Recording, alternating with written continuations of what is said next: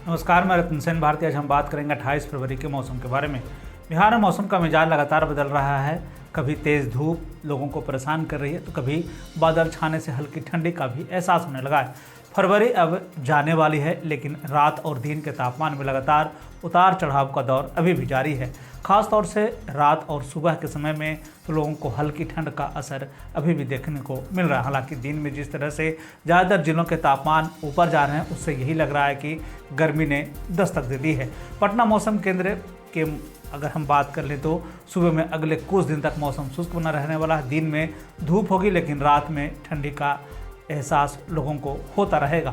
ऐसे में अब लोगों को सावधानी बरतने को कहा जा रहा है। प्रदेश में अब गर्मी ने दस्तक दे दी है। ऐसे में दिन में तपिश में बढ़ोतरी होती जा रही है। मौसम में हुए अचानक से बदलाव के बाद से आम और लीची के मंजरों पर इसका प्रभाव साफ तौर पर देखने को मिल रहा है। ऐसे में किसानों को लेकर एडवाइजरी जारी कर दी गई है।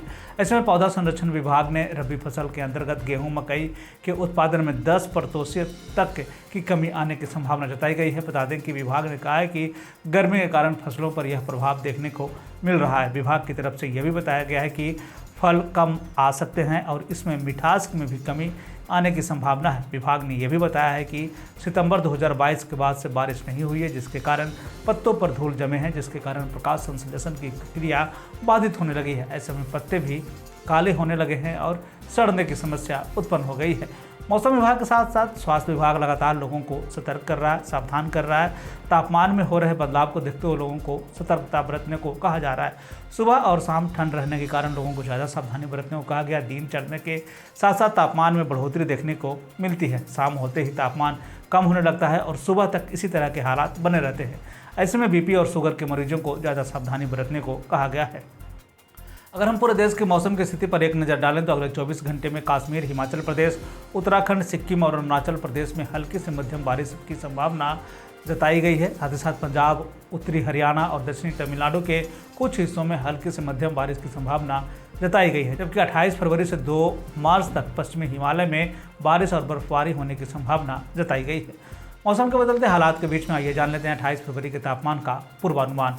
उत्तर पश्चिम बिहार के तहत आने वाले जिलों में पश्चिम चंपारण, सिवान, सारण, पूर्वी चंपारण, गोपालगंज में 28 फरवरी का अधिकतम तापमान 30 से 32 डिग्री तक रहने की बात कही गई, जबकि इन जिलों का न्यूनतम तापमान 14 से 16 डिग्री तक रहने की बात कही गई। इस दौरान मौसम शुष्क बना रहेगा।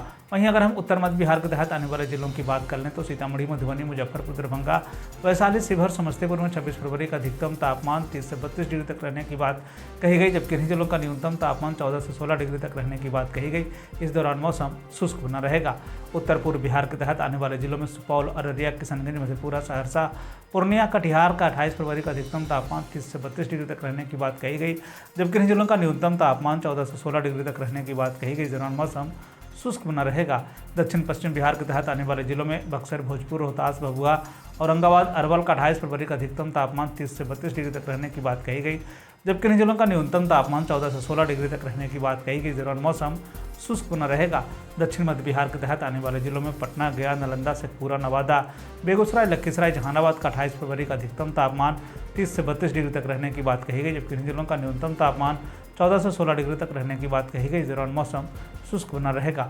दक्षिण पूर्व बिहार के तहत आने वाले जिलों में भागलपुर, बांका, जमुई, मुंगेर, खगड़िया का 28 फरवरी का अधिकतम तापमान 30 से 32 डिग्री तक रहने की बात कही गई, जबकि इन जिलों का न्यूनतम तापमान 14 से 16 डिग्री तक रहने की बात कही गई। इस दौरान मौसम शुष्क बना रहेगा। यह था बिहार में मौसम से जुड़ी हुई जानकारी। बिहार और बिहार से जुड़ी हुई और भी खबरों के लिए बने रहे हमारे चैनल के साथ। मुझे दीजिए इजाजत। धन्यवाद।